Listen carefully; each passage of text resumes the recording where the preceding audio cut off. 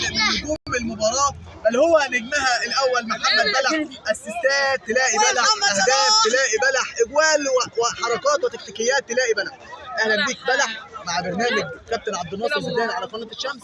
حابب توجه ايه بعد الفوز الثمين على نادي سبورتنج كاسل؟ الاول بحمد ربنا على الثلاثه بونت، محتاجينهم بقالنا فتره كبيره. الكوره عندنا بقالها فتره كبيره وبنواجه سوء توفيق بقالنا 3 ماتشات. بنلعب كتير وبنهاجم كتير وبنضيع كتير.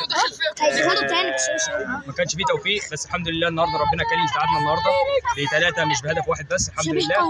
وفي الاول بشكر كابتن شادي وبشكر كابتن عبد الناصر زيدان بوجوده النهارده لينا ودعمه دايما للدرجه الثالثه واللعيبه اللي محدش كتير بيدور عليها.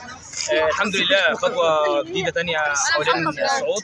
احنا هدفنا من اول السنه ان احنا نصعد ان شاء الله باذن الله. مفيش تنازل عن الصعود، واحنا بنقول للناس باداء ولعب والنتائج ان احنا ان شاء الله راجعين كويس ثاني.